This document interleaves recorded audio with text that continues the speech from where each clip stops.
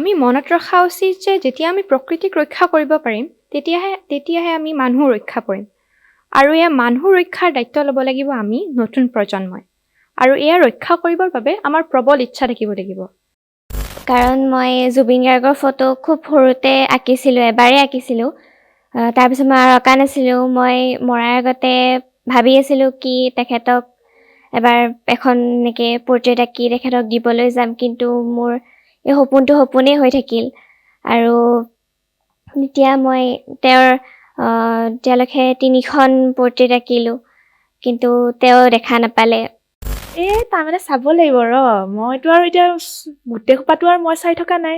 নাম চাম আৰু কোনে কি দিছে এইবিলাক মই কিমান চাই থাকিম। চাওঁচোন দে, চাওঁ। ভালকৈ লিখিছা যদি পাবি আৰু। মই হাতীৰ পিঠিত উঠিম। হাতীটো যদি দেউতায়ো ভাল পায়, ময়ো ভাল পাওঁ। আইতায়ো ভাল পায়, ককায়ো ভাল পায়, সেইকাৰণে ময়ো ভাল পাওঁ। আমাৰ এখন চিৰিয়াখানা আছে। চিৰিয়াখানাখনত মামাই পঢ়ে। হাতীটো মাজে মাজে আহি থাকে।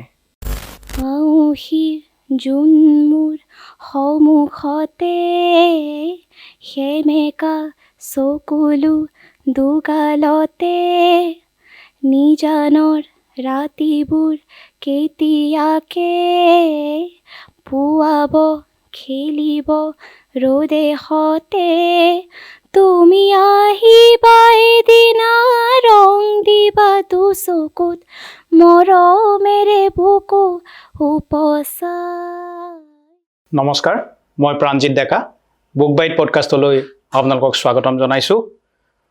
বুক বাইট পডকাষ্টে লেখক আৰু প্ৰকাশকসকলৰ সৈতে কিতাপৰ কথা পাতিবলৈ এই বুক বাইট পডকাষ্টৰ আয়োজন কৰি আহিছে। আমি কেইবাগৰাকীও লেখকৰ সৈতে ইতিমধ্যে কথা পাতিছোঁ বুক বাইট পডকাষ্টত। এই বুক বাইট পডকাষ্টৰ ইতিমধ্যে আমি যিসকল অতিথিৰ সৈতে কথা পাতিছোঁ, এই গোটেইখিনি কথা বতৰা আমাৰ ষ্টুডিঅ'তে হৈছে। প্ৰথমবাৰৰ বাবে আমি ষ্টুডিঅ'ৰ বাহিৰলৈ আহিছোঁ। আজি আমি আহিছোঁ অসম জাতীয় বিদ্যালয়লৈ। মাতৃভাষা মাধ্যমত গুণগত শিক্ষা প্ৰদানৰ ক্ষেত্ৰত অসম জাতীয় বিদ্যালয়ে যি ভূমিকা গ্ৰহণ কৰি আহিছে সেই বিষয়ে আমি সকলোৱে জানো। এই বিদ্যালয়খনে যেতিয়া একোটা নিয়মীয়া কাৰ্যসূচীও গ্ৰহণ কৰে, তাতো এটা পৃথকতা আমি দেখিবলৈ পাওঁ। তাত এটা অনন্য ৰূপ আমি দেখিবলৈ পাওঁ। অসমৰ বহু বিদ্যালয়ে বাৰ্ষিক মুখপত্ৰ প্ৰকাশ কৰে, তেনেকৈ অসম জাতীয় বিদ্যালয়েও প্ৰকাশ কৰে। অসম জাতীয় বিদ্যালয়ৰ বাৰ্ষিক মুখপত্ৰখনৰ নাম হৈছে বাখৰ।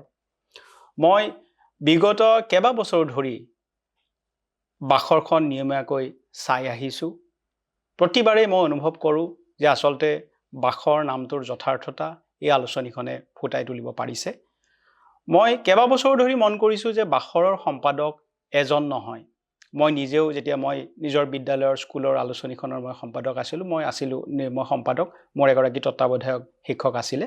কিন্তু বাখৰত 10 গৰাকী ছাত্ৰক ছাত্ৰ সম্পাদক হিচাপে দায়িত্ব দিয়া হয়। অৱশ্যে তেখেতসকলক তত্ত্বাৱধান কৰিবলৈ ছাৰ বাইদেউসকল থাকে। আৰু আমি আজি অসম জাতীয় বিদ্যালয়লৈ আহিছোঁ সেই 10 গৰাকী ছাত্ৰ সম্পাদকক লগ পাবলৈ। আমি আজি তেওঁলোকৰ সৈতে কথা পাতিম। তেওঁলোকে বাখৰৰ কিদৰে সম্পাদনা কৰে, আমি সেই বিষয়ে তেওঁলোকৰ মনৰ কথাৰ আমি বুজ ল'ম। তাৰ লগতে অৱশ্যে আমাৰ লগত আজি আছে শিক্ষাগুৰুসকল, বাখৰৰ তত্ত্বাৱধায়ক ছাৰ বাইদেউসকল। আমি আৰম্ভণি কৰিব খুজিছোঁ বাখৰৰ এইবাৰৰ সংখ্যাটিৰ তত্ত্বাৱধায়ক কবিতা পাটগিৰি বাইদেউলৈ। বাইদেউ, আপোনাক আমাৰ অনুষ্ঠানলৈ স্বাগতম জনাইছোঁ। মই আৰম্ভণিতে আপোনাক এটা প্ৰশ্ন কৰিব খুজিছোঁ। এই যে বাখৰত মই ক'লোঁ যে 10জন ছাত্ৰ সম্পাদক, তাৰ মাজত ছাত্ৰীও আছে, কিন্তু মই কওঁতে আচলতে ছাত্ৰ সম্পাদক বুলি কৈছোঁ। 10 গৰাকী ছাত্ৰ সম্পাদকক কিয় দায়িত্ব দিয়া হয়? মানে এগৰাকীক নিদি পেলাই 10জনকৈ ছাত্ৰ ছাত্ৰীক কিয় দায়িত্ব দিয়া হয়? প্ৰথমতে মই আপোনাক আৰু আপোনাৰ এই প্ৰচেষ্টাক শলাগ লৈছোঁ। আমাক আজি এই সুযোগকণ দিয়াৰ কাৰণে, আপুনি কোৱাৰ দৰে আমাৰ ছাত্ৰ সম্পাদকসকলক এনেকৈ পৰিচয় কৰাই দিয়াৰ কাৰণে এই যিটো প্ৰচেষ্টা হাতত লৈছে, সেই কামটোৰে আমি এটা গৌৰৱ অনুভৱ কৰিছোঁ। তাৰ লগে লগে আমি আমাৰ কথাবোৰ কৈ যাম। ছাত্ৰ সম্পাদক 10 গৰাকী নিৰ্বাচন কৰাৰ আঁৰত 10 গৰাকী বুলি নহয়, আচলতে আমি কেতিয়াবা কোনোবা বছৰত 8 গৰাকীও হ'ব পাৰে, কোনোবা বছৰত 12 গৰাকীও হ'ব পাৰে। তাৰ এটা নিৰ্দিষ্ট উদ্দেশ্য আছে। আমি ছাত্ৰ ছাত্ৰীসকলৰ মাজৰ পৰা নৱম শ্ৰেণীটোক আমি নিৰ্বাচন কৰি লওঁ। নৱম শ্ৰেণীৰ ছাত্ৰ ছাত্ৰীসকলৰ মাজত বহুত আগ্ৰহী ছাত্ৰ ছাত্ৰী থাকে। মানে এই সম্পাদকসকল নৱম শ্ৰেণীৰ পৰা হয়। বাছনি কৰা হয়। নৱম শ্ৰেণীৰ পৰা বাছনি কৰা হয়। গতিকে নৱম শ্ৰেণীত তেওঁলোক পৈণত অলপ হয় বুলি আমি ভাবোঁ। হয়। আৰু ছাত্ৰ ছাত্ৰীসকলক এই যে আমি নৱম শ্ৰেণীৰ ছাত্ৰ ছাত্ৰীসকলৰ বহুত আগ্ৰহী ছাত্ৰ ছাত্ৰী থাকে, এতিয়া সকলোকে সেই কামটো সেই সুবিধাটো দিবলৈ কেতিয়াবা সম্ভৱ হৈ নুঠে। অসুবিধা হয়। আমি এইটোও চাব লাগিব, গতিকে যিহেতু এখন বাৰ্ষিক মুখপত্ৰ, তেওঁলোক কামেৰে কাজেৰে আৰু মানসিকভাৱে তেওঁলোক প্ৰস্তুত হয় নে নহয়, তাৰ কাৰণে আমি এটা তেওঁলোকৰ আগতীয়া এটা পৰীক্ষা এটা লওঁ। আচ্ছা, সম্পাদক বাছনি কৰাৰ কাৰণে এটা পৰীক্ষা পতা হয়। আচ্ছা। আৰু সেই সম্পাদক বাছনি কৰা পৰীক্ষাটো অন্য পৰীক্ষাৰ দৰে নহয়। তেওঁলোকৰ মানসিক জগতখন কেনেকুৱা ধৰণৰ, তেওঁলোকে কিয়নো সম্পাদক হ'বলৈ বিচাৰে, হয়। বাখৰখন তেওঁলোকে নতুন কেনেধৰণে কৰিব, বা আগৰ বাখৰ তুলনাত তেওঁলোকে কৰা বাখৰখন কিবা বেলেগ হ'ব নেকি, বাখৰ কোনবোৰ শিতান তেওঁলোকৰ ভাল লাগে, আৰু শেহতীয়া আলোচনী বা শিশু গ্ৰন্থ, কিশোৰ বিষয়ক গ্ৰন্থ বা অন্য সাহিত্য বিষয়ক কথাৰ লগত তেওঁলোক জড়িত হয় নে নহয়, তেনেকুৱা ধৰণৰ অকণমান অন্য যিটো নিয়মীয়া আমাৰ প্ৰশ্ন কাকতৰ ধৰণ, তাতকৈ এখন পৃথক প্ৰশ্ন কাকত আমি প্ৰস্তুত কৰি উলিয়াইছিলোঁ। আৰু মোৰ লগত থকা মানে এখন তেওঁলোকে প্ৰশ্ন কাকতে উত্তৰ কৰিব লাগে। হয়, আমি মোৰ লগত সম্পাদনা সমিতি উপদেষ্টা যিখিনি সমিতিৰ ছাৰ বাইদেউসকল আছিলোঁ, আমি সকলোৱে সেই প্ৰশ্নবোৰ নিজৰ নিজৰ ফালৰ পৰা প্ৰথমতে উলিয়াই লৈছিলোঁ।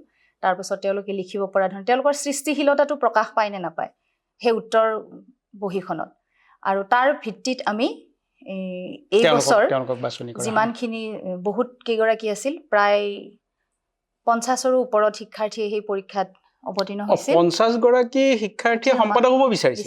এইটোতো বৰ হেৰি খুব কথা, আগ্ৰহৰ কথা। আৰু তাৰে কেইবাগৰাকীও ছাত্ৰ ছাত্ৰীয়ে বাখৰত ইতিমধ্যে তেওঁলোকে যদিও সম্পাদক হোৱাৰ পৰা অকণমান সেই কথাটোৰ পৰা বঞ্চিত হ'ল, সুবিধাটো নাপালে, কিন্তু তেওঁলোকে লেখা তেওঁলোকৰ বন্ধু সম্পাদকসকলক জমা দিছে।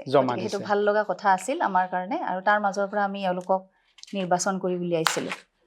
মই বাইদেউৰ পৰা গোটেই কথাখিনি গম পালোঁ যে আচলতে 10 গৰাকী সম্পাদক কিয় বাছনি কৰা হয় আৰু তেওঁলোকক কেনেকৈ বাছনি কৰা হয়। তো আমাৰ আজিৰ যিটো পডকাষ্টৰ মূল উদ্দেশ্য এই ছাত্ৰ সম্পাদকসকলক লগ পোৱাৰ। তো এতিয়া আমি সেই পৰ্যায়টোলৈ আহিছোঁ, বাইদেউৰ মুখেৰে শুনিলোঁ তেওঁলোকক কেনেকৈ বাছনি কৰা হ'ল। এতিয়া আমি ছাত্ৰ সম্পাদকসকলক লগ পাম।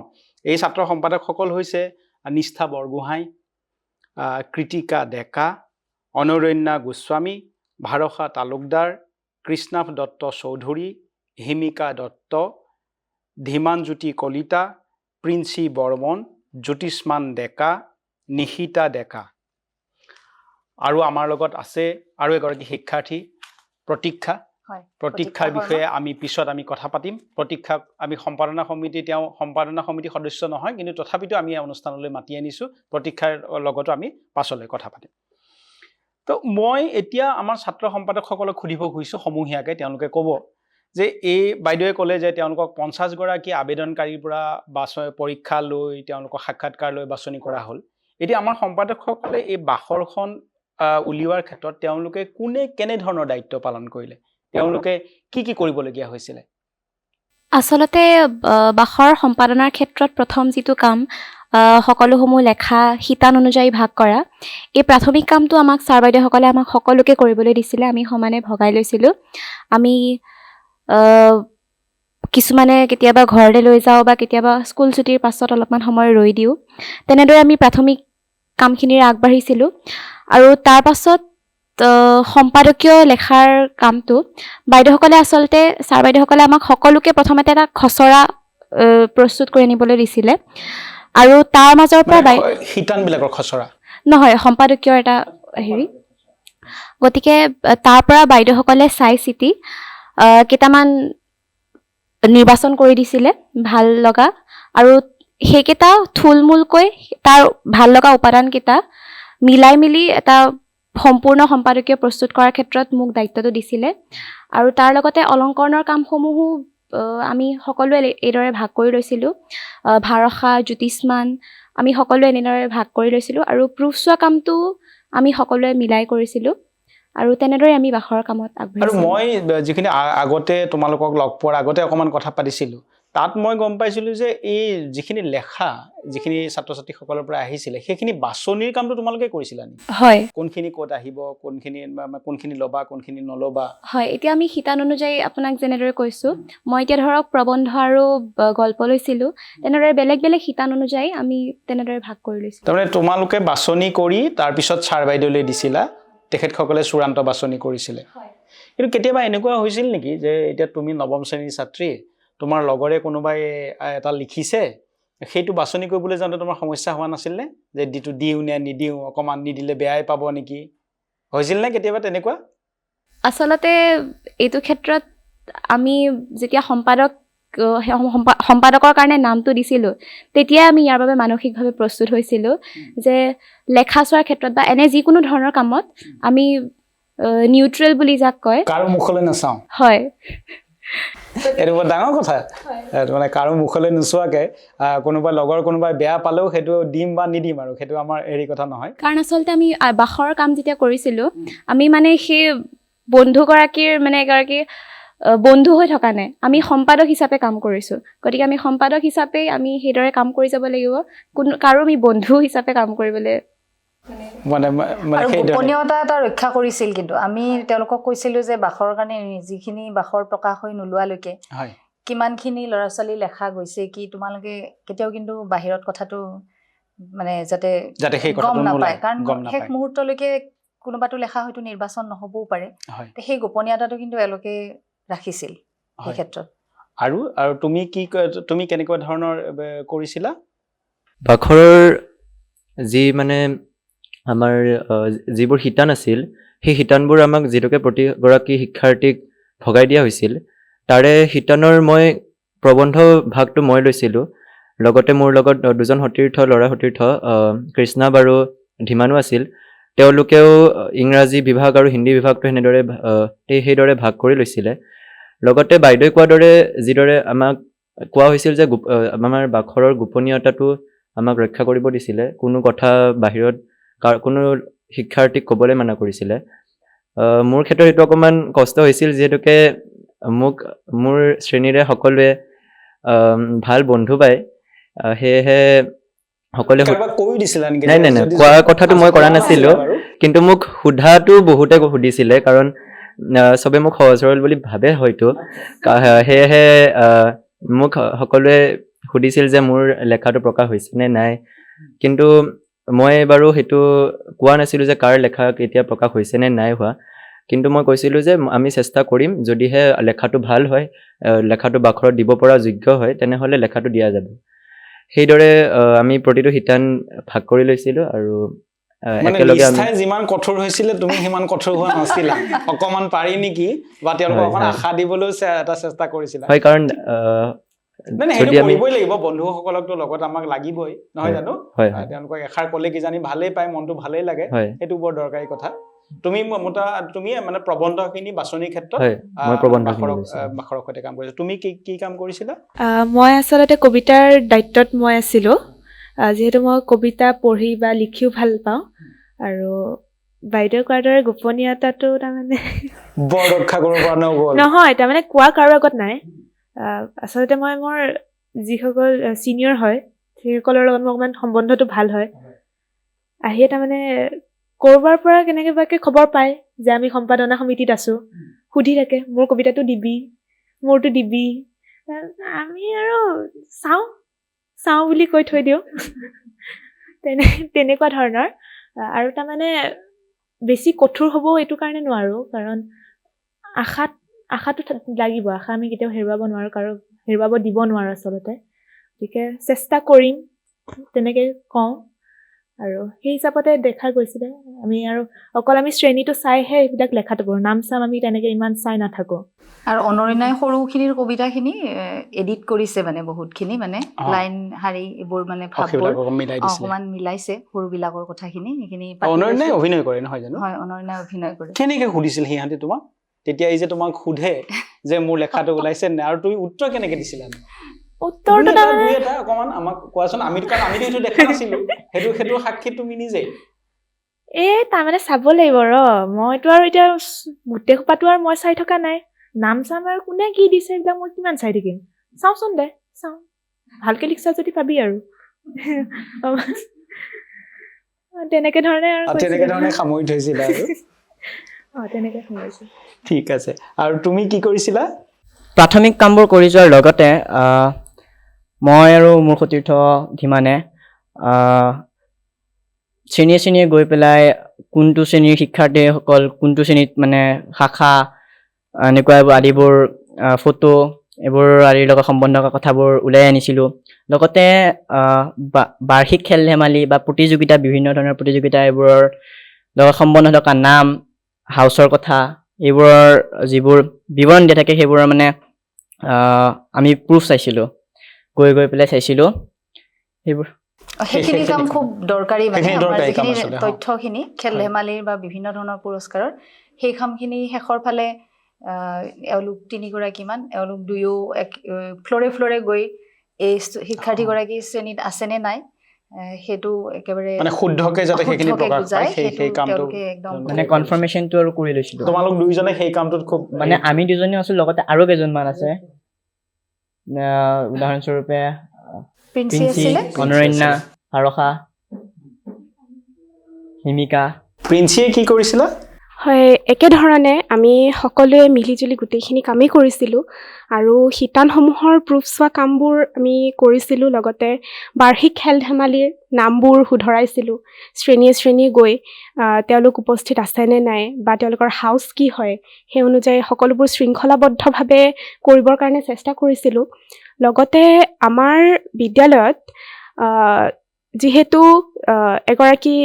বছৰটোৰ এগৰাকী শ্ৰেষ্ঠ গায়ক এজন নিৰ্বাচন কৰা হয় লগতে শ্ৰেষ্ঠ তাৰ্কিক এনেকুৱা ধৰণৰ শিক্ষাৰ্থীসকলক নিৰ্বাচন কৰা হয় আৰু তেওঁলোকৰ শ্ৰেণীসমূহ শুদ্ধকৈ গৈছেনে যোৱা নাই সেই কথাটো অতি মন দি আমি শৃংখলাবদ্ধভাৱে কৰিবলৈ এটাই চেষ্টা কৰিছিলোঁ আৰু এনেকৈ আমি আগুৱাই গ'লোঁ আৰু বাইদেউ কোৱা ধৰণে গোপনীয়তাটোতো সেইটোতো ৰক্ষা কৰিবই লাগিব কাৰণ আমি বাখৰৰ লগত জড়িত হৈছোঁ মানসিকভাৱে সেইটো আগতেই আমি নিজকে প্ৰস্তুত কৰি লৈছোঁ গতিকে হয় যিমানখিনি পাৰি হয় এনেধৰণে আমি আগুৱাই গৈছিলোঁ আৰু আজিৰ বাখৰখনে ইমান সফলতা লাভ কৰিলে তাৰ কাৰণে আমি ভাল পাইছোঁ আৰু নিজকে ধন্য মানিছোঁ যে আজিৰ বাখৰখনৰ লগত আমি জড়িত হ'ব পাৰিছোঁ। মোৰ ওচৰতে ভাৰসা আছা তুমি কেনেধৰণে জড়িত হৈছিলা কি কি কৰিছিলা মই ভ্ৰমণ কাহিনীৰ শিতানটো চাইছিলোঁ আৰু ইহঁতে জ্যোতিষ্মান নিশ্চাহঁতৰ কোৱাৰ দৰে বা অনন্যাহঁতৰ কোৱাৰ দৰে ইহঁতক সোধা বুলি কৈছিলে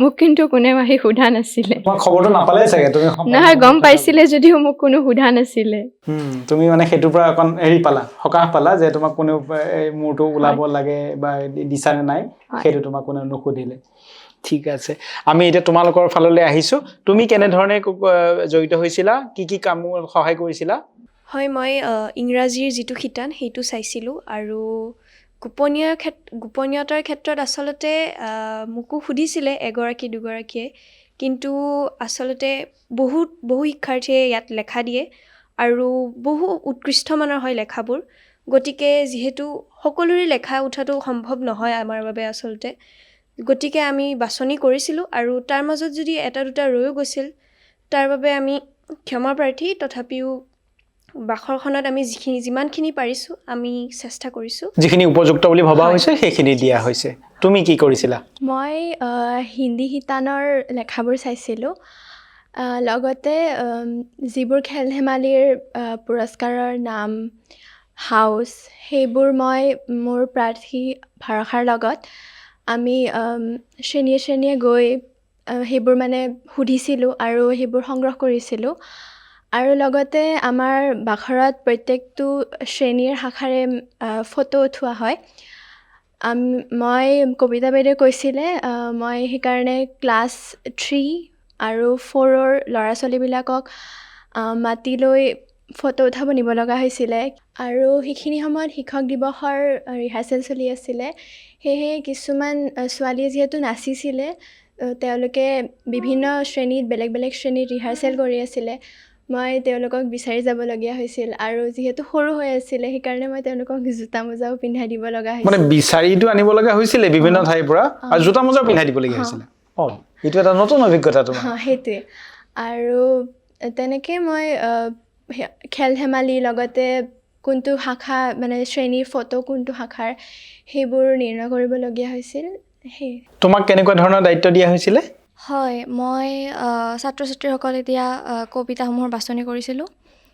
লগতে বাখৰৰ যিবোৰ কবিতা প্ৰকাশ পাইছে সেইবোৰৰ লগত জড়িত কিছুমান ছবি অঁকা কামতো মই জড়িত হৈ আছিলোঁ।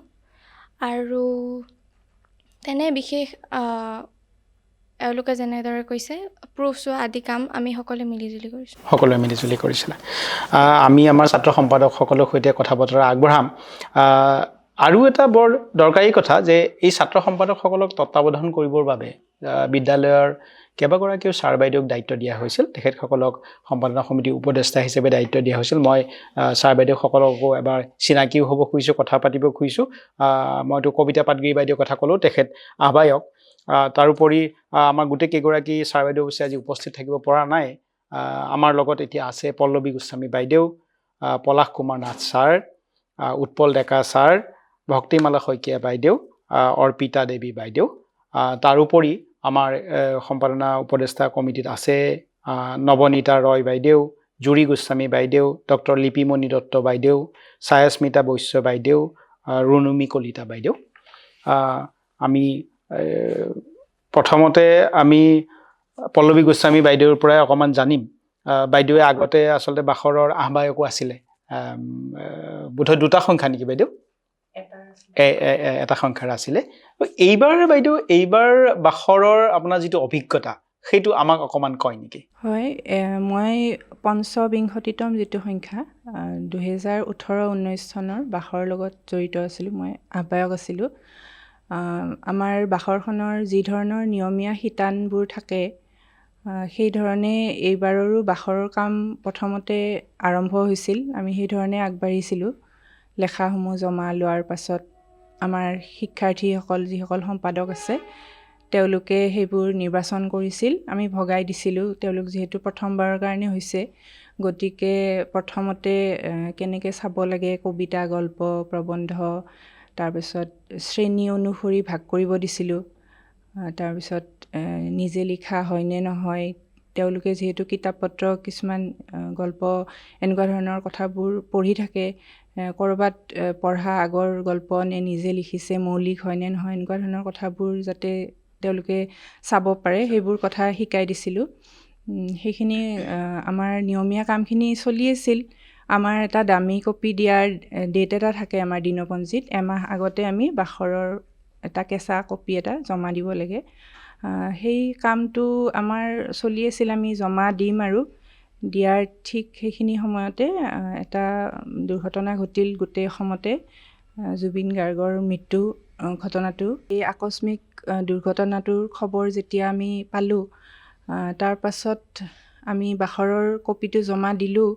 দিয়াৰ পাছত আমাৰ কিছুমান নতুন ধৰণৰ চিন্তা চৰ্চা হ'ল যে এইখিনি কথাও প্ৰকাশ, যিখিনি তেওঁলোকৰ সুধাকণ্ঠ ডক্টৰ ভূপেন হাজৰিকাৰ জন্ম শতবৰ্ষ, আমি ভূপেন হাজৰিকাদেৱৰ লেখা 2টামান পাইছিলোঁ। আমি এইখিনি আমাৰ যিটো শিতান জেনেৰেল যিটো আমাৰ হয় বাখৰ, সেই ধৰণে আমি সজাইও লৈছিলোঁ। কিন্তু এতিয়া আমি ভাবিলোঁ যে আমি 2টা শিতান স্পেচিয়েল 2টা ইছ্যু আমি কৰিম, যে আগত মানে দেখিবই বাখৰৰ সন্মুখৰ ফালে যে সুধাকণ্ঠ ডক্টৰ ভূপেন হাজৰিকা বিষয়ক লেখা আৰু জুবিন গাৰ্গ বিষয়ক লেখা কিছুমান আমি খুব তাৎক্ষণিকভাৱে সংগ্ৰহ কৰিব লগা হৈছিল, ক'ব লগা হৈছিল আমি শিক্ষাৰ্থীক, শিক্ষকক।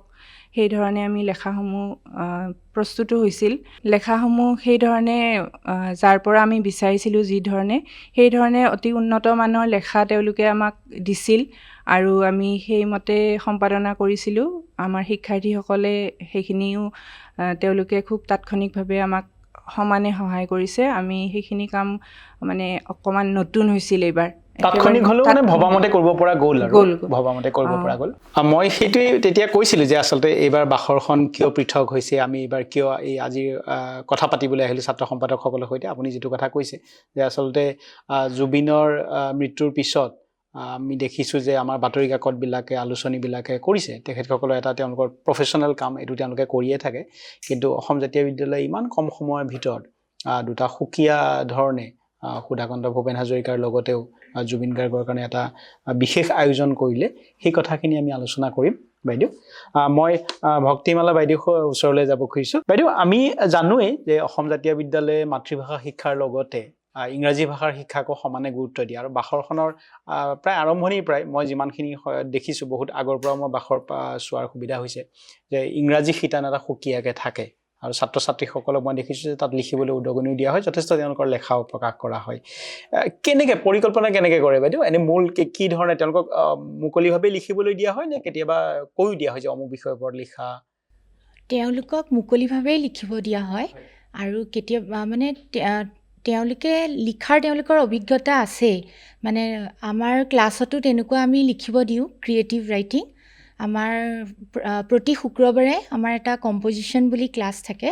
তাত আমি তেওঁলোকক ক্ৰিয়েটিভ ৰাইটিঙৰ মানে এটা ক্লাছ লোৱা হয় য'ত আমি তেওঁলোকক বিভিন্ন ধৰণৰ লিখা আমি লিখিবলৈ দিওঁ গতিকে বহুত শিক্ষাৰ্থীয়ে ইংৰাজীত লিখা জমা দিছিলে আৰু আমাৰ ছাত্ৰ ছাত্ৰীসকলে তাৰ পৰা বাছি উলিয়াইছিলে যিসকল মানে দিব পাৰি বাখৰত আৰু তেওঁলোকে নিজেই মানে কিতাপৰ বিষয়ে লিখিছে বা তেনেকুৱা বিভিন্ন ধৰণৰ লিখিছে তেওঁলোকে বহুত টপিকছৰ ওপৰত লিখিছে বেলেগ বেলেগ আৰু বুক ৰিভিউৰ দিয়া কেইবাজনো ছাত্ৰই মই দেখিছোঁ যে কিতাপৰ ওপৰত আলোচনা কৰিছে তেওঁলোকে বুক ৰিভিউ লিখিছে আৰু আমাৰ শিক্ষাৰ্থীসকলক মই ভাবোঁ যে তেওঁলোক অকল অসমীয়া ভাষাটোৰ ওপৰতে তেওঁলোকৰ দখল থকাটোৱে নহয় তেওঁলোক বহুত কেইজন এনেকুৱা শিক্ষাৰ্থী আছে যিসকলৰ ইংৰাজী ভাষাটোৰ ওপৰতো সমানেই দখল আছে আৰু তেওঁলোক বহুত আগ্ৰহীও ইংৰাজীত লিখিবৰ বাবে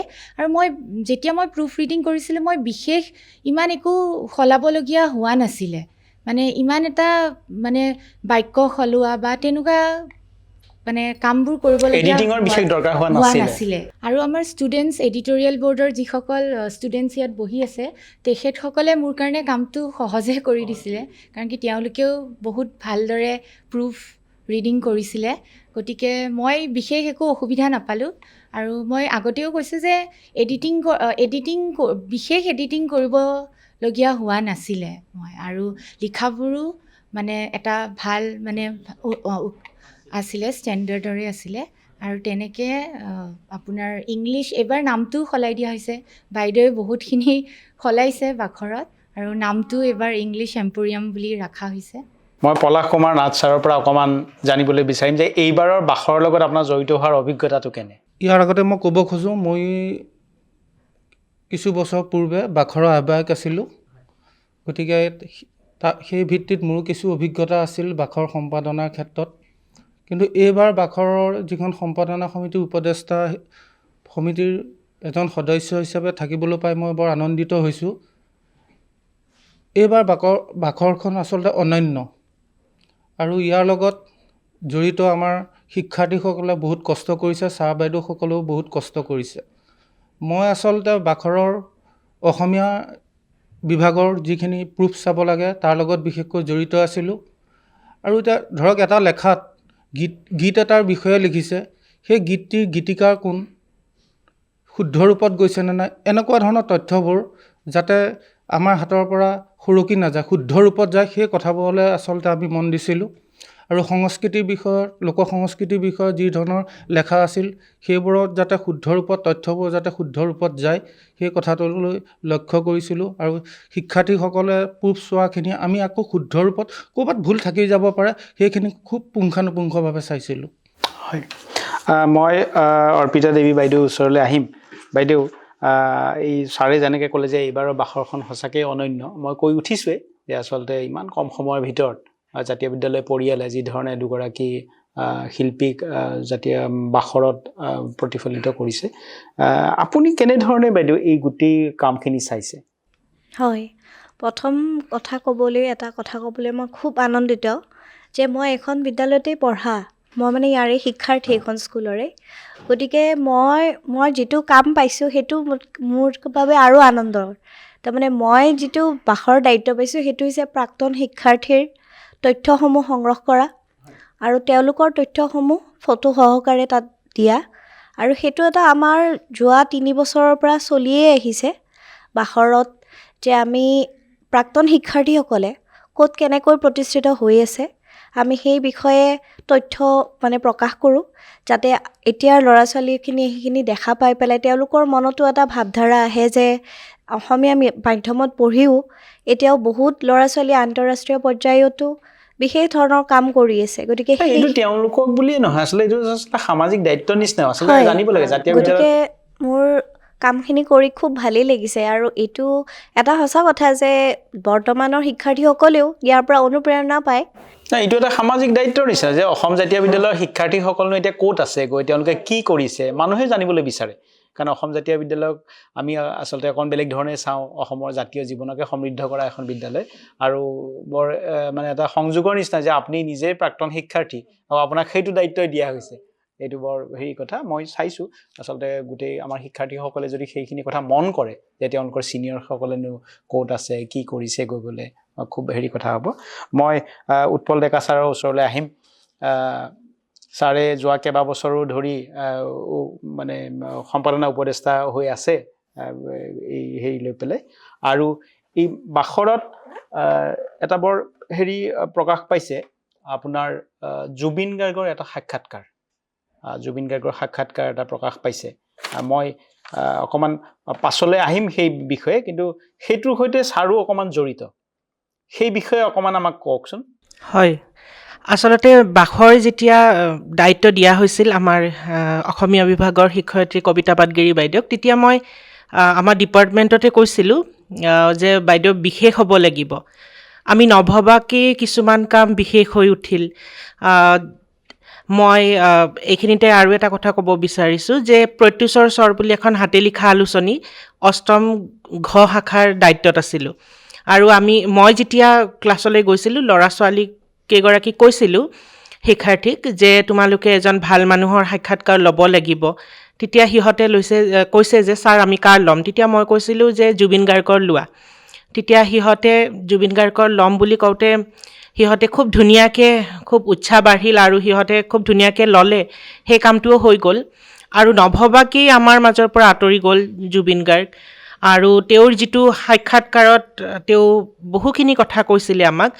আৰু শিক্ষাৰ্থীসকলে লোৱা হয়তো চাগে এইটো প্ৰথম সাক্ষাৎকাৰ আছিল জুবিন গাৰ্গৰ আৰু জুবিন গাৰ্গে শৈশৱৰ বিভিন্ন ধৰণৰ কথা কৈছিলে আৰু তেওঁ বাৰে বাৰে সুধিছিলে যে ইয়াৰ পিছত আৰু কিবা আছেনে আৰু বুলি তেওঁ বহুত কথা ক'লে আৰু সেইটো এটা আমাৰ কাৰণে সদায় স্মৰণীয় হৈ থাকিব আৰু মই এই ক্ষেত্ৰত ক'ব খোজোঁ যে আমাৰ অসমীয়া সাহিত্যৰ লগতে লোকসংস্কৃতি হওক সাহিত্য বিষয়ৰ বিভিন্ন ধৰণৰ আমাৰ প্ৰবন্ধ এইবিলাক আমি হেৰি কৰিছিলোঁ মানে ল'ৰা ছোৱালীক বা লিখিব দিছিলোঁ তেনেকুৱাকৈ বহু সংখ্যক ল'ৰা ছোৱালীয়ে দিছে আৰু কবিতা বাইদেউক কৈছিলোঁ যে এইবাৰ নাটক হওক বা লিমাৰিক হওক কবিতা হওক ভ্ৰমণ সাহিত্য হওক এনেকুৱা ধৰণৰ বিষয়বোৰ আমি ল'ব লাগিব আৰু ল'ৰা ছোৱালীয়েও শিক্ষাৰ্থীসকলে খুব ধুনীয়াকৈ সেইবিলাক লিখি আমাৰ হাতত দিছিলে আমাৰ শিক্ষাৰ্থীসকলে সম্পাদনা সমিতিৰ যিখিনি শিক্ষাৰ্থীৰ দায়িত্বত আছিলে তেওঁলোকে গোটেইখিনি চালি জাৰি চালে আমাৰ ইয়াতে জড়িত উপদেষ্টা সমিতিৰ ছাৰ বাইদেউসকলে খুব ধুনীয়াকৈ সেইখিনি চালে আৰু খুব ধুনীয়াকৈ এখন সৰ্বাংগ সুন্দৰ আলোচনী এখন হ'ল আৰু মই হাতত লৈয়ে আছোঁ আপোনালোকক দেখাবলৈও ভাল পাইছোঁ কিন্তু বিশেষ হৈ ৰ'ল জুবিন গাৰ্গৰ সেই সাক্ষাৎকাৰটো আৰু আমি মায়াৰ জাতীয় বিদ্যালয় পৰিয়ালে লোৱা প্ৰথম আৰু শেষ সাক্ষাৎকাৰ হয় আৰু মই যিমান দূৰ জানিব পাৰিছোঁ এইবাৰ বোধহয় তেখেত জাতীয় বিদ্যালয়লৈ অহাৰ কথাও আছিলে হয় কোনোবা এটা অনুষ্ঠানলৈ তেখেতক আমন্ত্ৰণ কৰাৰ কথা এনেকুৱা ধৰণৰ কথাও চলি আছিলে যি নহওক এইটো বৰ এটা হেৰি কথা ছাত্ৰ ছাত্ৰীসকলেও নিশ্চয় ইতিমধ্যে চাগে তেওঁলোকে পালেই এই সাক্ষাৎকাৰটো তেওঁলোকে পঢ়িবলৈ পালে ধন্যবাদ ছাৰ আমি যদিও বাখৰৰ কথা পাতি আছোঁ এতিয়ালৈকে আচলতে মই দৰ্শকসকলক বাখৰ আলোচনীখন দেখুওৱা নাই ইতিমধ্যেই আচলতে এইখন উন্মোচিত হোৱা এখন আলোচনী দৰ্শকসকলে দেখিছে কিন্তু মই দেখুৱাব খোজা নাই মই দেখুৱাম তাৰ আঁৰত এটা কথা আছে সেইটো হৈছে যে বাখৰখনৰ বেটুপাতটো মই এবাৰ দেখুৱাব খুজিছোঁ এই বেটুপাতখনে আচলতে বাখৰক এই যে আমি কৈছোঁ যে বাখৰখন এইবাৰ অনন্য হৈ পৰিছে এই অনন্য ৰূপটো বা অনন্য ৰূপত তুলি ধৰাত এই বেটুপাতটোৱে যথেষ্ট অৰিহণা যোগাইছে এই বাখৰৰ বেটুপাতত যি দুগৰাকী ব্যক্তিৰ ছবি অংকন কৰা হৈছে অনেকেই কৈছে যে এই দুখন আচলতে অংকন কৰা ছবি নে আলোকচিত্ৰ সেইটো ধৰাই টান। মই আৰম্ভণিতে কৈছিলোঁ যে আমি ছাত্ৰ সম্পাদকসকলৰ উপৰিও আৰু এগৰাকী ছাত্ৰীক আমি আমাৰ অনুষ্ঠানলৈ আমন্ত্ৰণ কৰি আনিছোঁ। তেওঁ প্ৰতীক্ষা শৰ্মা। এই প্ৰতীক্ষা শৰ্মাই এই দুগৰাকী ব্যক্তিৰ প্ৰতিচ্ছবি অংকন কৰিছে। মই প্ৰতীক্ষাক সুধিম, এই বেটুপাতত দুয়োগৰাকী ব্যক্তিক সামৰি এনেকৈ লওঁতে তোমাৰ অসুবিধা কি হৈছিলে? মানে এইটো মই অসুবিধা বুলি এইকাৰণেই কৈছোঁ, এইটো এটা বহুত ডাঙৰ দায়িত্ব দিয়া হৈছিল তোমাক। তুমি যেতিয়া আঁকিছা দুয়োগৰাকী ব্যক্তিক আৰু ইমান ধুনীয়াকৈ, মই কৈছোঁৱেই যে মানুহে এইটো সন্দেহে কৰিছে এইখন আচলতে তোলা ছবি নেকি নে তুমি আঁকিছাই। গতিকে তোমাৰ কাৰণে চেলেঞ্জৰ কোনটো কথা আছিলে? আচলতে মোৰ বৰ ভয় লাগি আছিল মই ভালকৈ আঁকিব পাৰোঁনে নোৱাৰোঁ। কাৰণ মই জুবিন গাৰ্গৰ ফটো খুব সৰুতে আঁকিছিলোঁ, এবাৰেই আঁকিছিলোঁ। তাৰপিছত মই আৰু অঁকা নাছিলোঁ। মই মৰাৰ আগতে ভাবি আছিলোঁ কি তেখেতক এবাৰ এখন এনেকৈ পৰ্ট্ৰেইট আঁকি তেখেতক দিবলৈ যাম, কিন্তু মোৰ এই সপোনটো সপোনেই হৈ থাকিল। আৰু এতিয়া মই তেওঁৰ তেওঁলোকে 3খন পৰ্ট্ৰেইট আঁকিলোঁ, কিন্তু তেওঁ দেখা নাপালে। এইটোৱেই মোৰ আটাইতকৈ বেয়া লাগিল। সেইটো এটা আক্ষেপ, কিন্তু এতিয়া তুমি বাখৰত এনেকৈ প্ৰতিচ্ছবি এখন অঁকাৰ লগে লগে এতিয়া কিন্তু বহুত মানুহে দেখিবলৈ পালে, নহয় জানো? আচ্ছা, এই যে আমি এটা আলোচনা কৰিছোঁ যে ছবিখন একদম জীৱন্তৰ নিচিনা লাগিছে, এখন অঁকা ছবিৰ নিচিনা লাগিছে, সেইটো তুমি কৰিবৰ কাৰণে কি কৌশল লৈছিলা? মই মানে পৰ্ট্ৰেইট মানে ছবি আঁকোঁ, কিন্তু পৰ্ট্ৰেইট বেছি আঁকোঁ। মানে মই এই দুখন পৰ্ট্ৰেইট মই বহুত ভালকৈ মই চাইছিলোঁ। হোৱাৰ পিছতো মই একদম ফটো, যিখন অৰিজিনেল ফটো, মই বাৰে বাৰে চাইছিলোঁ কি হৈছেনে নাই, চকুবোৰ মানে মিলিছেনে নাই মুখখনৰ লগত। মই বহুত চাবলগীয়া হৈছিল, কিন্তু তথাপিও আৰু কিছুমান ভুল থাকিলেই মই দেখা পাইছোঁ এইবোৰ। পিছত তুমি যেতিয়া দেখিছা তেতিয়া দেখিছা যে আৰু অকণমান হয়তো হ'ব পাৰিলেহেঁতেন, নহয় জানো? প্ৰতীক্ষাই ছবি আঁকিবলৈ তুমি ক'ত শিকিলা? মই সৰুৰ পৰাই ক'তো শিকা নাছিলোঁ, কিন্তু 2023 চনত মই আৰ্টিষ্ট গিল্ডত এডমিশ্যন লৈছিলোঁ।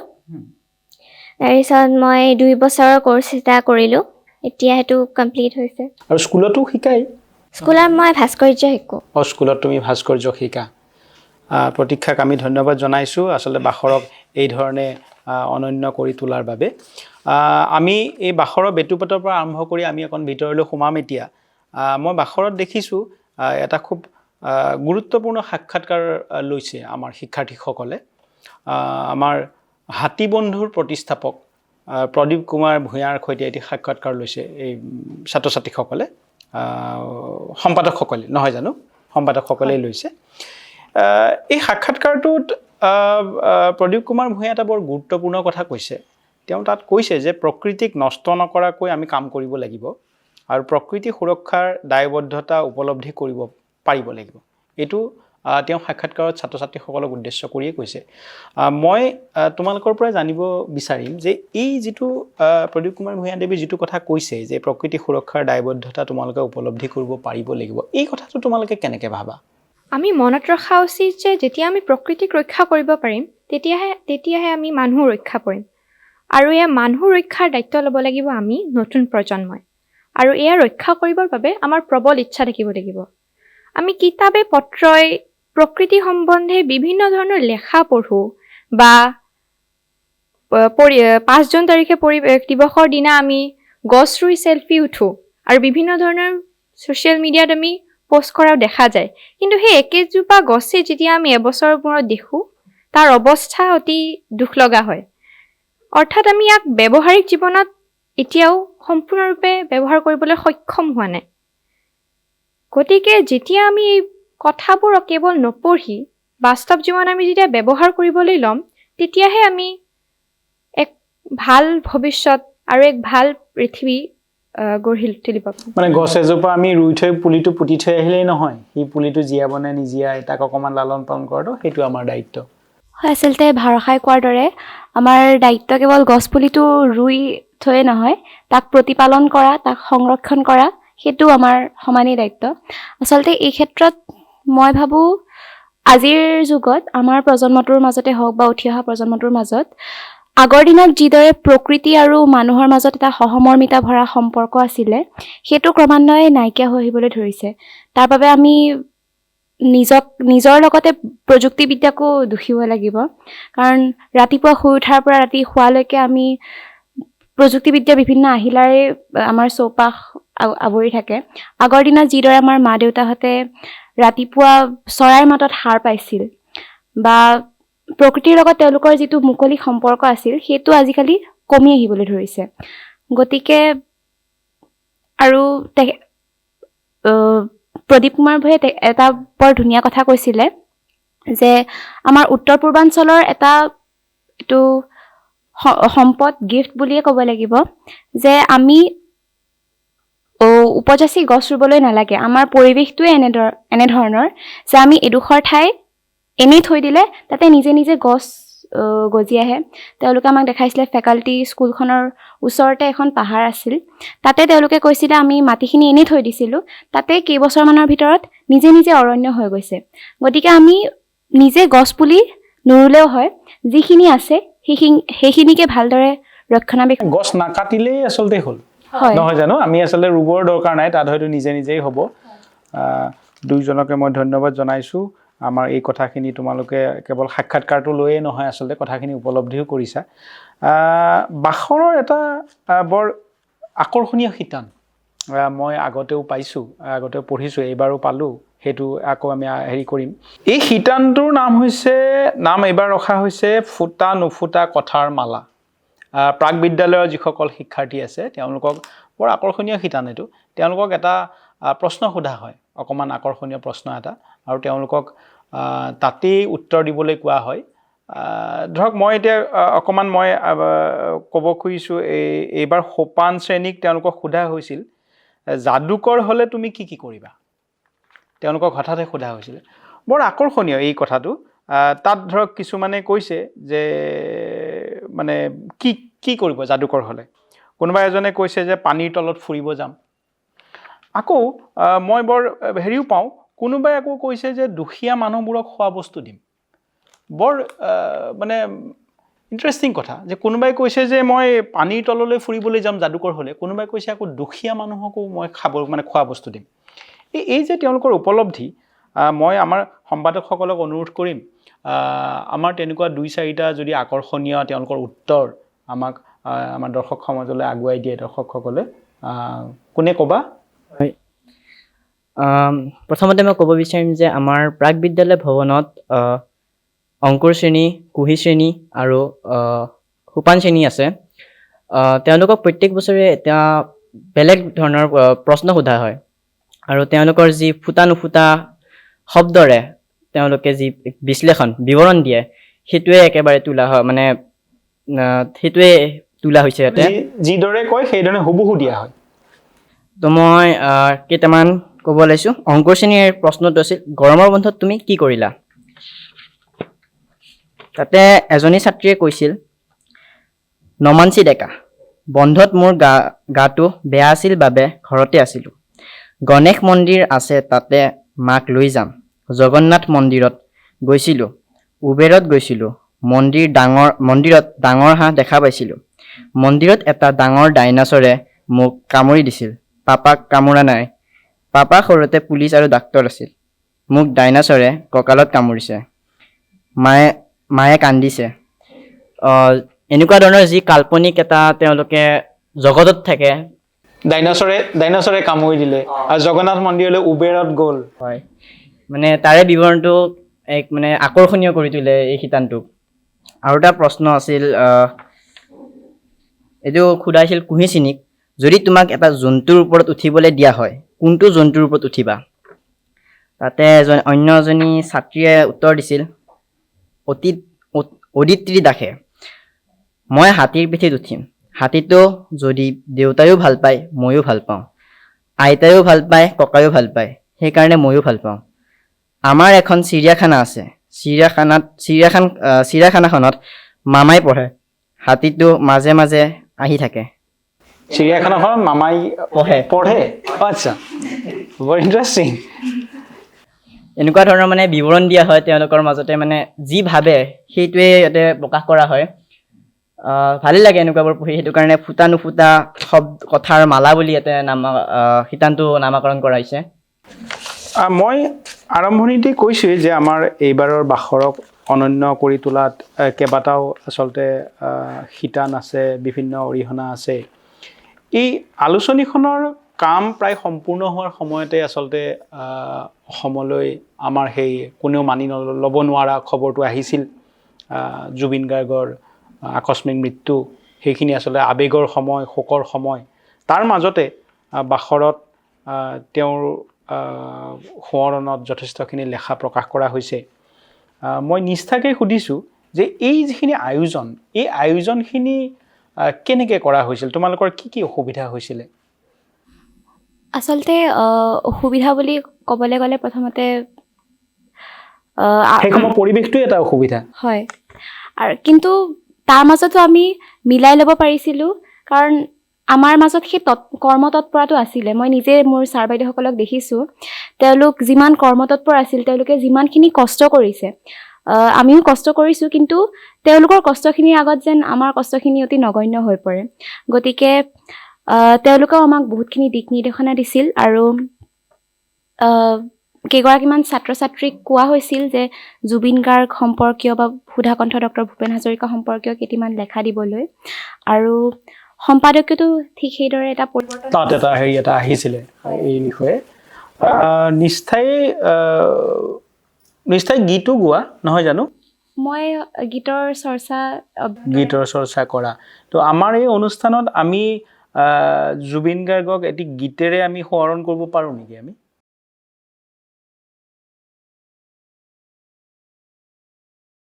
আউসীৰ জোন মোৰ সন্মুখতে, সেমেকা চকুলো দুগালতে, নিজানৰ ৰাতিবোৰ কেতিয়াকে পুৱাব খেলিব ৰ'দে সতে, তুমি আহিবা এদিনা ৰং দিবা দুচকুত, মৰমেৰে বুকু উপচাই।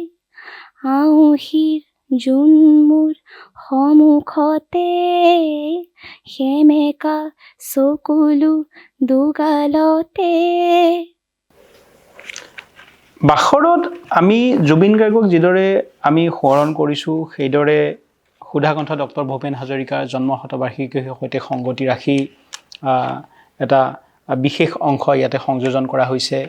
অসম জাতীয় বিদ্যালয়লৈ বোধহয় 2003 চনত নহয় জানো বাইদেউ? সুধাকণ্ঠ ভূপেন হাজৰিকাই প্ৰতিষ্ঠা দিৱসৰ মুখ্য অতিথি হৈ আহিছিলে। সেই দুৰ্লভ ফটোখিনিও ইয়াত সংযোজন কৰা হৈছে। আমি জুবিনক যিদৰে গীতেৰে আমি সোঁৱৰণ কৰিলোঁ, তেনেকৈ আমি সুধাকণ্ঠ ডক্টৰ ভূপেন হাজৰিকাক সোঁৱৰণ কৰিও তেখেতৰ গীতৰ চৰ্চা অব্যাহত ৰাখিবৰ কাৰণে এগৰাকী আমাৰ সম্পাদকে গীত এটি গাব। হয়, মই এতিয়া ভূপেন হাজৰিকা দেৱৰে এটি গীত অস্ত আকাশৰে গাবলৈ ওলাইছোঁ। অস্ত আকাশৰে সপোন ৰহন হানি, ক্লান্ত লুইতৰে হেঙুলীয়া পানী, বৈ যায় বৈ যায় বৈ যায়, অস্ত আকাশৰে সপোন ৰহন হানি। ধন্যবাদ। বাখৰৰ ভিতৰলৈ গৈ থাকিলে, আমি বাখৰৰ বিষয়ে কথা পাতি থাকিলে আমাক আচলতে বহুত সময় লাগিব। আমি ইমানখিনি সময়ো আমাৰ হাতত নাই, আমি অকণ চমুৱাব লাগিব। তথাপিতো মই দেখিছোঁ যে বাখৰত কেইবাটাও আকৰ্ষণীয় শিতান আছে। মই ক'লোৱেই যে জন্ম শতবৰ্ষত সুধাকণ্ঠ, জুবিন, স্পন্দন, সেই তাত জুবিন বিষয়ক লিখাখিনি সন্নিৱিষ্ট কৰা হৈছে। ফুটা নুফুটা কথাৰ মালাৰ কথা মই ক'লোঁ, শব্দ গাথা, সাক্ষাৎকাৰ মুখামুখিৰ কথা আমি পাতিলোঁ, কথা মালিকা, তাত শিক্ষাৰ্থীসকলৰ দেখা অনুভৱৰ সোঁৱৰণ, জীৱন ডিঙা বাই, স্মৃতিৰ ঢৌৱে ঢৌৱে তৰ্জমা, আৰু এটা বৰ আকৰ্ষণীয় শিতান মই দেখিছোঁ বাখৰত, যে তাৰে এটা শিতানৰ নাম হৈছে হেঁপাহবোৰ পঠালো ডাকত। তাত লিখা হৈছে যে চিঠি হৈছে এক মধুৰ নষ্টালজিয়া, মনত দোলা দিয়া আবেগ অনুৰাগৰ প্ৰকাশ কৰিবলৈ, দূৰণিত থকা লগ বন্ধু আপোনজনক খবৰ ল'বলৈ এসময়ত চিঠিয়ে আছিল প্ৰধান অৱলম্বন। আজিৰ তাৰিখত চিঠিৰ ব্যৱহাৰ কমি আহিলেও এক মধুৰ আমেজ হৈ চিঠিয়ে আমাৰ মন প্ৰাণ ভৰাই তোলে। এই যে হেৰাই যোৱা চিঠিবোৰ, সেই চিঠি লিখাৰ যিটো মাদকতা, চিঠি লিখাৰ যিটো উপলব্ধি, সেইখিনি যাতে আমাৰ এই ল'ৰা ছোৱালীখিনিয়ে, এতিয়াৰ শিক্ষাৰ্থীখিনিয়ে উপলব্ধি কৰে, সেইবাবেই এই শিতানটো আৰম্ভ কৰা হৈছে, নহয় জানো বাইদেউ? আৰু মই দেখিছোঁ যে তাত শিক্ষাৰ্থীসকলে লিখা 3খন চিঠি প্ৰকাশ পাইছে। চিঠিখনৰ এখন হৈছে এগৰাকী শিক্ষাৰ্থীয়ে আইতাকলৈ লিখিছে, আৰু এখন চিঠি এজোপা শিলিখা গছ হৈ লিখিছে চিঠি, আৰু এখন চিঠি লিখিছে আমাৰ জ্যোতি ককাইদেউ ৰূপকোঁৱৰ জ্যোতিপ্ৰসাদ আগৰৱালাই লিখা চিঠি। নহয়, তেওঁলৈ লিখা চিঠি, তেওঁ অকমানি, হয়, তেওঁলৈ উদ্দেশ্য কৰি লিখা হৈছে, কাল্পনিকভাৱে জ্যোতিপ্ৰসাদ আগৰৱালাক লগ পালে, হয়। মই আমাৰ সম্পাদকসকলক অনুৰোধ কৰিম যে এই চিঠিখনৰ অন্ততঃ এটা পেৰাগ্ৰাফ আমাক শুনাব পৰা যায় নেকি? নিশ্চয়। প্ৰথমতে মৰমৰ কলমেৰে জ্যোতি ককাইদেউলৈ এই চিঠিখন পঢ়িবলৈ ওলাইছোঁ। এই চিঠিখন লিখিছে চতুৰ্থী শিৱম, 7ম শ্ৰেণীৰ। মৰমৰ জ্যোতি ককাইদেউ, মৰম ল'বা, তুমি য'তে আছা ভালে আছা নিশ্চয়? তুমি আমাক এৰি যোৱা কিমান বছৰ পাৰ হৈ গ'ল। অসম, অসমীয়া আৰু তোমাৰ কণমানিবোৰক তুমি ইমান সোনকালে এৰি যাবা বুলি মই ভবাই নাছিলোঁ। তুমি যোৱাৰ পাছত লুইতৰ পানী কিমান যে বৈ গ'ল। অসমক, অসমীয়া জাতিক যিদৰে গঢ়াৰ তোমাৰ সপোন আছিল, সেই সপোন চাগে এতিয়াও পূৰণ হোৱা নাই। আজিৰ যুগৰ ল'ৰা ছোৱালীয়ে সৰুতে হাতত মোবাইল ল'বলৈ পায়। সেই মোবাইলতে আমি তোমাৰ গান শুনি শুনি ডাঙৰ হ'লোঁ। তুমি যোৱাৰে পৰা আমাৰ সৰুবোৰৰ বাবে তোমাৰ দৰে মৰম লগা শব্দৰে কোনেও অকণিৰ বাবে কবিতা নিলিখাই হ'ল। তোমাৰ গান, কবিতা, নাটক আদি সৃষ্টিসমূহৰ বিষয়ে আমাৰ মা দেউতাহঁতে আমাক কৈ কৈ তোমাৰ বিষয়ে জানিবলৈ আগ্ৰহী কৰি তুলিছে। এইবাৰ আমি শুনো আইতাকলৈ লিখা চিঠিখন। হয়, আইতালৈ হেঁপাহেৰে বুলি 7ম শ্ৰেণীৰ এগৰাকী ছাত্ৰী পৰীক্ষা প্ৰাপ্তিয়ে লিখিছে। মৰমৰ আইতা, বহুদিনৰ পৰা তোমালৈ চিঠি এখন লিখোঁ বুলি লিখাই হোৱা নাই। কিমান যে কথা আছে তোমাক ক'বলৈ, সেয়ে আজি এয়া তোমালৈ চিঠি লিখিবলৈ বহিছোঁ। তুমি কেনে আছা আইতা? তোমালৈ বৰকৈ মনত পৰে আইতা। তুমি ভাল পোৱা বস্তু খালে, আমাৰ নুন মাটিৰ ঘৰলৈ আহিলে তুমি ভাত খোৱা বিশেষ কাঁহীখন দেখিলেই তোমালৈ মনত পৰে। তোমাৰো যে স্বভাৱবোৰ আইতা, বেলেগ তোমাৰ কাঁহীখনত খাৰ খোৱা বুলি তুমি যে কাঁহীখন বেলেগকৈ থৈছিলা, বেলতলাৰ ঘৰলৈ গ'লে আকৌ তাৰ প্ৰতিটো চুক কোণতে যে তোমাৰ স্মৃতি বিয়পি পৰি আছে আইতা। বেৰত থকা মালা আঁৰি থোৱা তোমাৰ ফটোখন দেখিলে, ফটোখনৰ তোমাৰ ধুনীয়া হাঁহিটো দেখিলে মনটো বিষাদেৰে ভৰি পৰে আইতা। দিনটোত কেইবাৰ যে তোমাৰ মাতটো কাণত বাজি থকা যেন লাগে। ধন্যবাদ। ইমান আৱেগ ভৰা কথা। এইবাৰ শিলিখাই যিখন চিঠি লিখিছে সেইখন ভাৰসাই পঢ়িবা। হয়, লেখাটিৰ নাম বিৰিষৰ আত্মকথা। লেখাটি লিখিছে 6ষ্ঠ শ্ৰেণীৰ নৈৰুতি মেধিয়ে। মৰমৰ মোমন, তোমাৰ বাৰু মোক মনত আছেনে? আজিৰ পৰা 10 বছৰ আগতে মোৰ কাষেৰে অহা যোৱা কৰিছিলা। মোক দেখি তুমি ৰৈ গৈছিলা। মোৰ হাতৰ আঁৰত হয়তো কোনোবা চৰাই থাকিব পাৰে বুলি তুমি মোলৈ বহু সময় চাই আছিলা। তুমি প্ৰায়েই মা আৰু দেউতা নাইবা কলেজৰ চঞ্চল গাভৰু কেইজনীমানৰ লগত অহা মোৰ এতিয়াও মনত আছে। মোৰ গাত ৰং সানোতে তুমি ফূৰ্তি পাইছিলা, কিন্তু জানানে, তেতিয়া ৰঙত থকা ৰাসায়নিক দ্ৰব্যবোৰৰ পৰা মই বৰ কষ্ট পাইছিলোঁ। সেই দিনবোৰ মোৰ আকৌ ঘূৰাই পাবলৈ মন যায়, কিন্তু ক'তনো পাম। এতিয়া মোক ডাঙৰ ডাঙৰ অট্টালিকা, অভাৰব্ৰিজবোৰে চেপি ধৰিছে। মোৰ যেন উশাহ বন্ধ হৈ যাব। ধন্যবাদ বাৰসা। অসম জাতীয় বিদ্যালয়ৰ যিটো অফিচিয়েল ৱেবছাইট, এই ৱেবছাইটত আলোচনীখন আপোনালোকে পঢ়িবলৈ পাব। এই যিখিনি আমি চিঠিৰ কিয়দাংশ শুনিলোঁ, এই চিঠিবিলাকো তাত পঢ়িবলৈ পাব। মই মন কৰিছোঁ যে আমাৰ গোটেইকেইজন সম্পাদকে কৈছে কিন্তু ধীমান মনে মনে আছে। তো মই ধীমানক সুধোঁ, মানে আচলতে ধীমানৰ পৰা আৰম্ভ কৰিম। ধীমানে কেনেধৰণৰ কিতাপ পঢ়ি ভাল পোৱা? মই মানে আপোনাৰ যিবোৰ কিতাপ মানে তথ্যবোৰ সঁচা হয়, যিবোৰ পঢ়ি মানে ভাল লাগে, ধৰি লওক বুৰঞ্জী বিষয়ক, ভূগোল বিষয়ক বা অন্য যিবোৰ তথ্য মানে সত্য তথ্য, সেইবোৰ বেছি ভাল পাওঁ। সাহিত্যৰ কিতাপ পঢ়িবোৰ ভাল লাগে। কাল্পনিক কাহিনীতকৈ য'ত তথ্য বেছি থাকে সেইখিনি পঢ়িবলৈ বেছি ভাল পাওঁ। আৰু চিনেমা চোৱা নে? চিনেমা চাওঁ। এনেধৰণৰ চিনেমা? সেনেকুৱা একো মানে নাই আৰু তথাপিতো এনেকুৱাই চাম। একশ্যন থকা এনেকুৱা ধৰণৰ নে কেনেকুৱা? মোৰ মানে কাহিনীটো অলপ হেৰি হ'লে ভাল লাগে। কাহিনীটো ধৰি লওক ধৰিব নোৱাৰি যে কেনেকুৱা হ'ব। ছাছপেন্স ধৰ্মী তেনেকুৱা হেৰি লৈ পেলাই। আৰু তুমি আগবঢ়াই দিয়াচোন, বাকী সকলোকো আমি সুধোঁ যে কি কিতাপ পঢ়ে। হয়,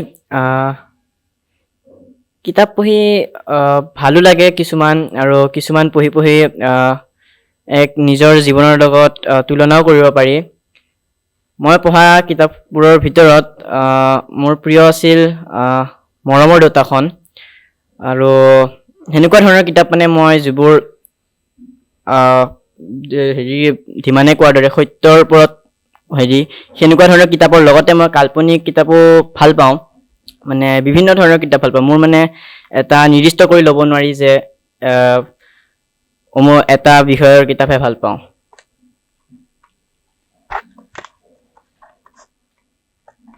তুমি চিনেমা কি চোৱা? চিনেমা হ'লে বেছিকৈ একশ্যন মুভি চাই ভাল লাগে, আৰু ছাছপেন্স সেইবিলাক বেছি ভাল লাগে, ছাছপেন্স থকা মুভি।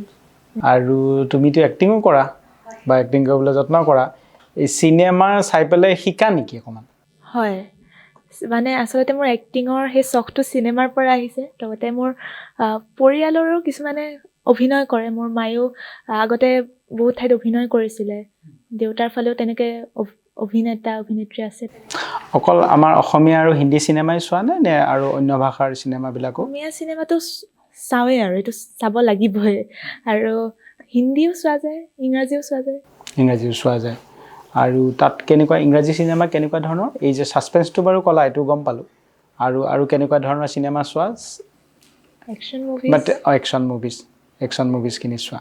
আৰু পঢ়োঁতে কেনেকুৱা ধৰণৰ তোমাৰ চইচ কি? তাৰমানে মই বেছিকৈ অসমীয়া কিতাপ পঢ়োঁ, আৰু আচলতে যিহেতু এইটো আমাৰ মাতৃভাষা, বেছিকৈ বুজা যায়, বেছিকৈ আমাৰ জীৱনৰ লগত ৰিলেট কৰিব পাৰি। আৰু বেছিকৈ মই অকণমান কাল্পনিক হ'লে ভাল লাগে। সেইটো আকৌ এক্টিং কৰিয়ে কৈছে দেই। নহয়, মই পঢ়িছোঁ তেনেকৈ কিতাপ।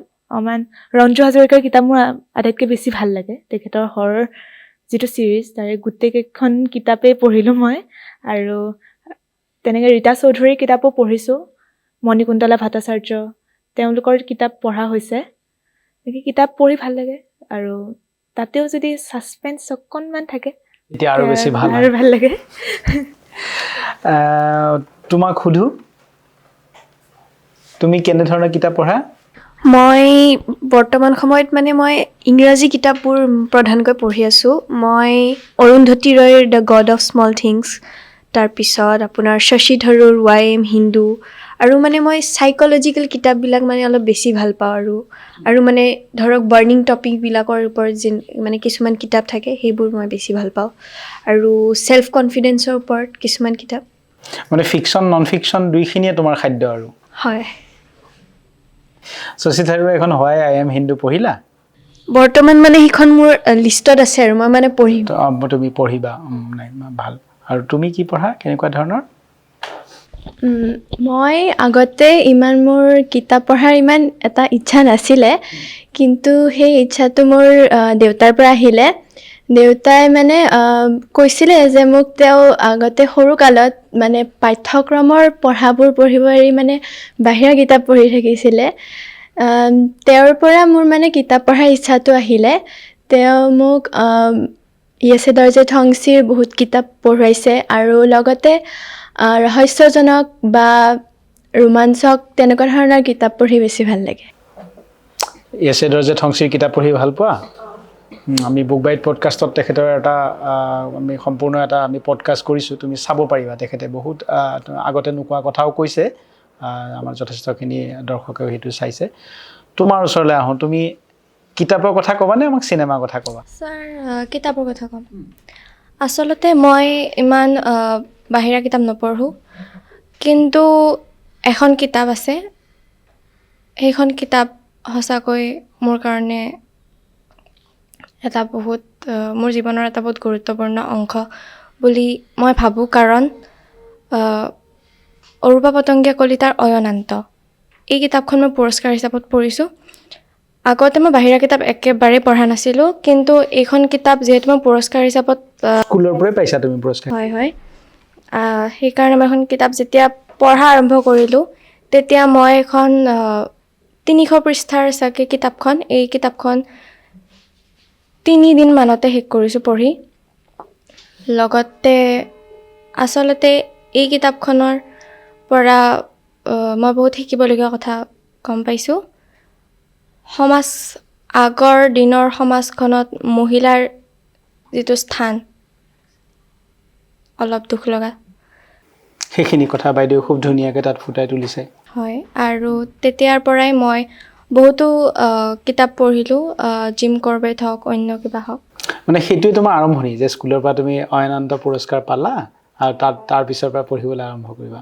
মই এই প্ৰসংগতে উনুকিয়াম যে অসম জাতীয় বিদ্যালয়ৰ আমাৰ দৰ্শকসকলৰ হয়তো বহুতেই জানে যে 3য় শ্ৰেণীৰ পৰা প্ৰতিটো শ্ৰেণীৰ প্ৰতিটো শাখাই একোখনকৈ হাতে লিখা আলোচনী তেওঁলোকে হেৰি কৰিব লাগে। এইটো আচলতে বাধ্যতামূলক নহয় জানো বাইদেউ?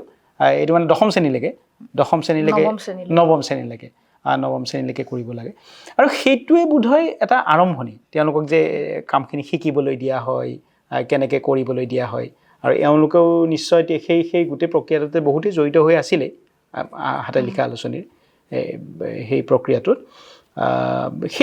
সেই যিখিনি আলোচনী উলিওৱা হয় সেইখিনি সংৰক্ষণ কৰি ৰখা হয়নে?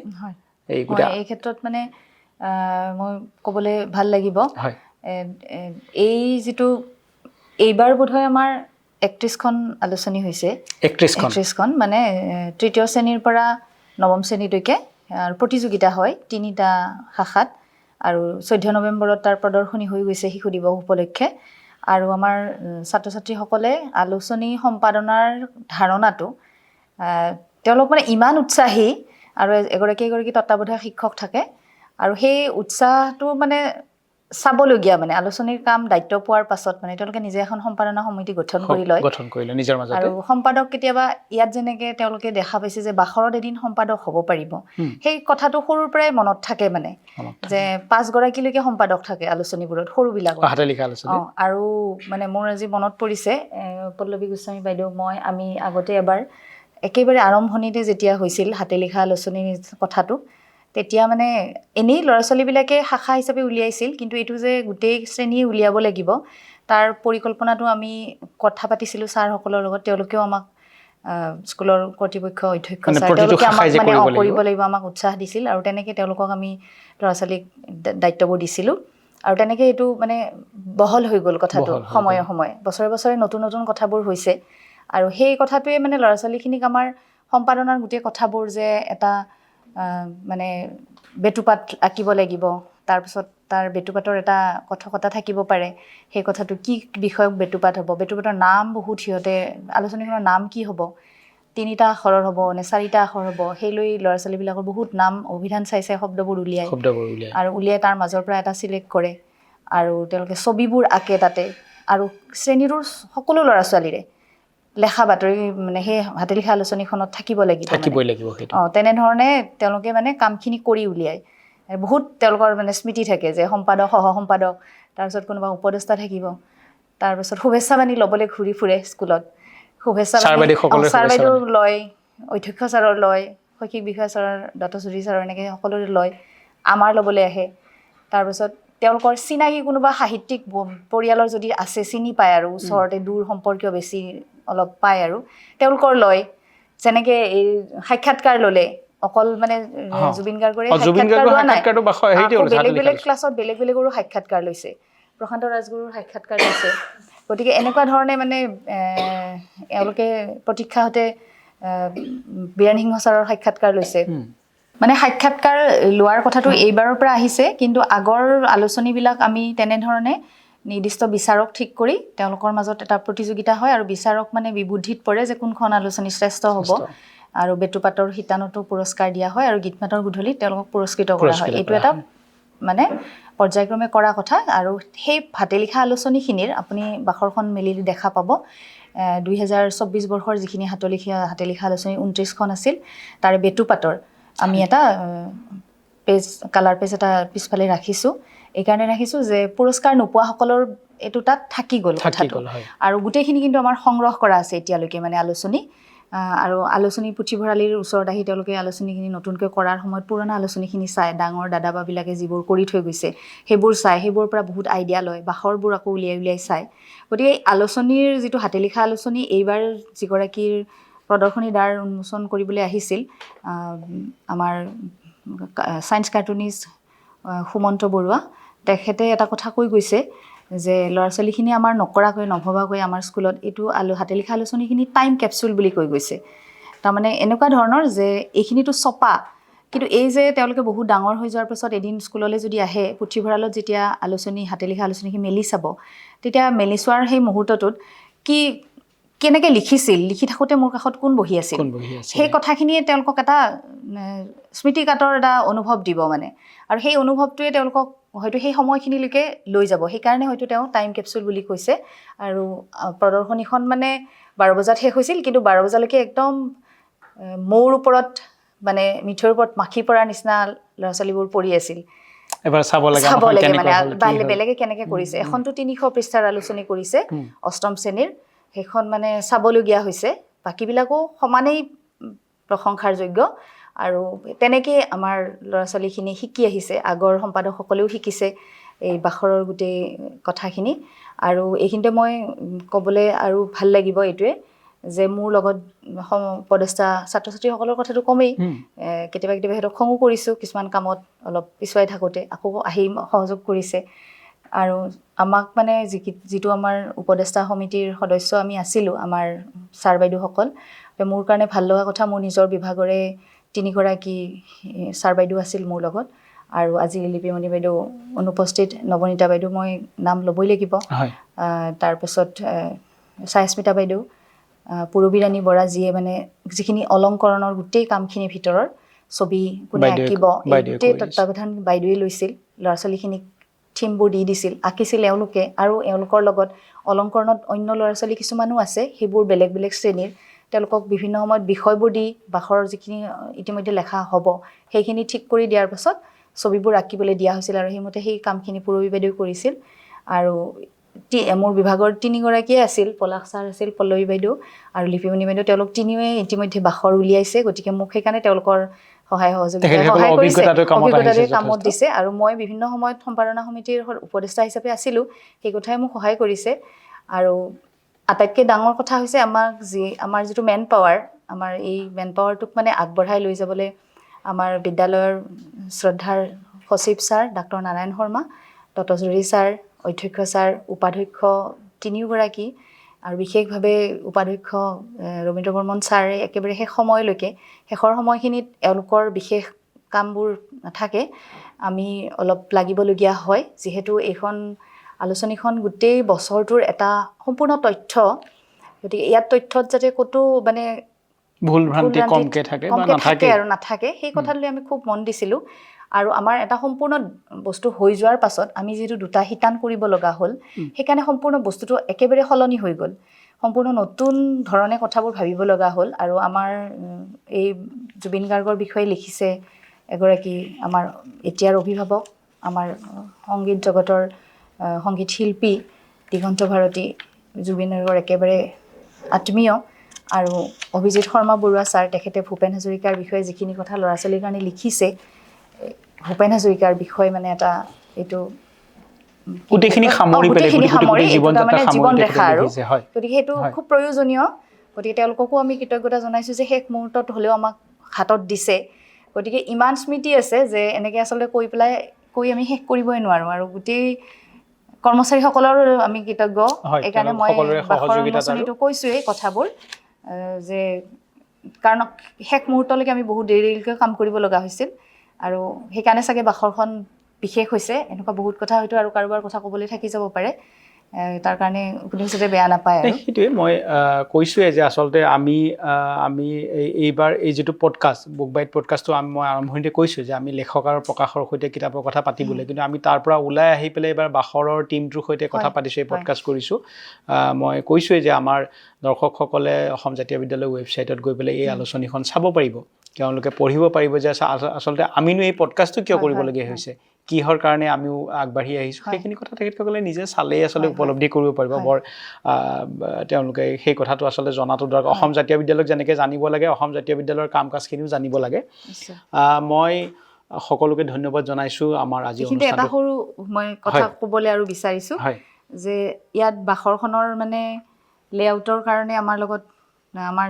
লেআউট ডিজাইনৰ কাৰণেও যিসকল আমাৰ বিদ্যালয়ৰ কাম কৰি আছে ইমান দিনে প্ৰেছৰ তেওঁলোকে সহায় কৰিছে আৰু অলপ আইডিয়া মই ক'বলৈ ভাল লাগিব ইয়াতে যিহেতু এটা অনানুষ্ঠানিকভাৱে কৈছোঁ এইটো আনঅফিচিয়েল কথা কিন্তু হ'লেও অফিচিয়েলি অকণমান ক'ব ভাল লাগিব যে মই মোৰ গৃহস্থকো ইয়াতে ইনভলভ কৰিছিলোঁ তেওঁ অলপ কিতাপৰ আলোচনীৰ লগত জড়িত কাৰণে মই অকণমান আইডিয়াবোৰ লৈছিলোঁ যে বাখৰখনত আমি নতুন কিবা কেনেকৈ কৰিব পাৰোঁ আৰু আপুনি মন কৰিব যে চালেও গম পাব আপোনালোকে যে প্ৰতিটো শিতানৰ নামবোৰ আমি ল'ৰা ছোৱালীখিনিৰ লগত আলোচনা কৰি ঠিক কৰিছিলোঁ আৰু সেইবোৰ হাতে লিখি স্কেন কৰি শিতানবিলাকৰ নামবোৰ হাতে লিখা আখৰ তাৰমানে শিতানবিলাকৰ গতিকে সেইকাৰণে ইয়াৰ পাছত এওঁলোকে যেতিয়াই ক'ৰবাত কাম কৰিব যে নিজৰ ছপাৰ লগত যে আমি হাতে লিখা কথাটোকো যে সংযোগ কৰি এটা নতুন ডিজাইন কৰিব পাৰোঁ সেই কথাটো তেওঁলোকে আগলৈ শিকিব পাৰিব বুলি ভাবি আমি তেনেকৈ ধৰণে সিদ্ধান্তটো লৈছিলোঁ আৰু এই ক্ষেত্ৰত আমাক সকলোৱে সহযোগ কৰিছে কিন্তু